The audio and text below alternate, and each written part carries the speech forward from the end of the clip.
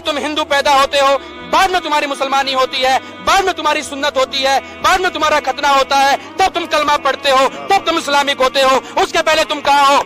सच्चाई को स्वीकार करो। सच्चाई को स्वीकार करने की हिम्मत होनी चाहिए, इतना गट्स होना चाहिए, इतनी औकात होनी चाहिए, इतना आत्मविश्वास आपको सिर्फ हिंदुओं में, भारतीय परंपराओं में, वैदिक परंपराओं में ही मिलता है, अन्यथा कहीं और नहीं मिलेगा। जब पैदा इंसान होता है उसी वक्त क्यों नहीं खतने के साथ पैदा होता है? अच्छा सवाल है भाई साहब।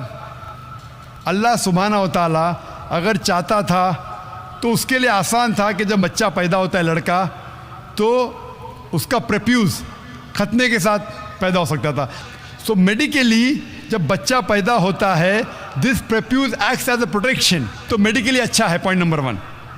लेकिन पैदा होने के बाद इस प्रेप्यूज को काटना, खतना करने के कई फायदे हैं।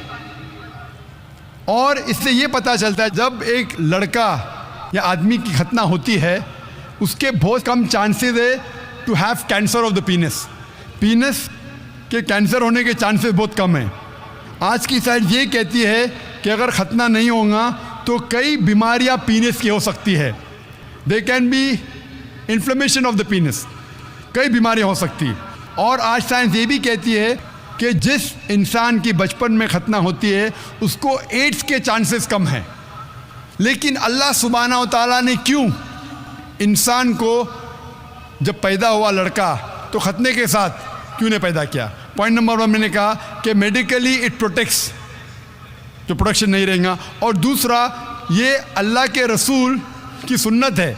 उनने कहा कि लड़के की खतना होना चाहिए। अल्लाह ताला देखना चाहता है कि आप उसके पैगाम पे अमल करते हैं क्या नहीं, उसके पैगाम पे अमल करते हैं क्या नहीं।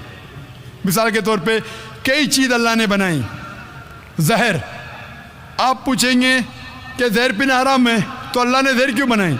अल्लाह ताला ने कहा है कि आत्महत्या करना हराम है। अल्लाह देखना चाहता है कि आप उसकी तालीमात पे अमल करते हैं क्या नहीं, उसके अहकामात पे अमल करते हैं क्या नहीं। तो ये भी आपके लिए टेस्ट है कि do you follow the teachings of Allah and his रसूल और नॉट। बट खतना करना, जैसा मैंने कहा, फ़र्ज नहीं है, लेकिन करेंगे तो एक अहम सुन्नत है, आपके बहुत से फ़ायदे हैं। Hope the answer the question. मेरा नाम शुदीप रॉय है और मैं स्टूडेंट हूँ। मेरा सवाल है कि नॉन मुस्लिम जब इस्लाम कबूल करता है तो फिर उसे खतना करना ज़रूरी है? भाई का सवाल है कि जब नॉन मुस्लिम इस्लाम कबूल करता है तो खतना करना ज़रूरी है क्या फ़र्ज़ है? इस्लाम में जब गैर मुसलमान इस्लाम कबूल करता है तो खतना करना, सरकमसिशन करना फ़र्ज़ नहीं है, बेहतर है। ये सुन्नत है, सुन्नत मौक़दा है, बेहतर है, लेकिन फ़र्ज़ नहीं है। अगर कोई कहता मैं खतना करना नहीं चाहता हूँ, क्या मुसलमान बन सकता हूँ? बन सकते, लेकिन बेहतर है कि करे। क्यों?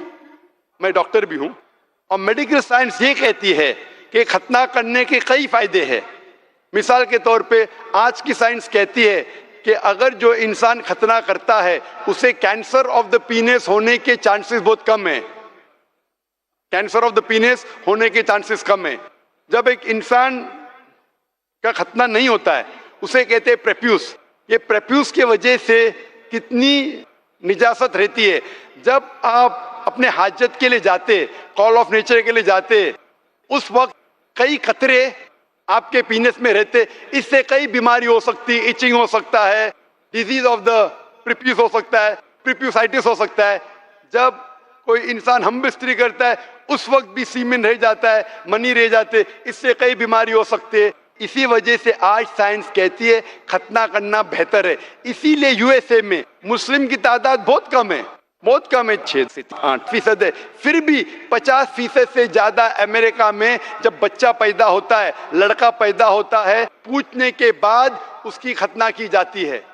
अक्सर लोग जो अमेरिका में ईसाई है, उसके बावजूद 50% से ज्यादा साइंस की बुनियाद पर लड़के जब पैदा होते हैं खतना करते हैं। तो मेरा ये कहना है कि खतना करना बेहतर है और इंसान को करना चाहिए, लेकिन फर्ज नहीं है।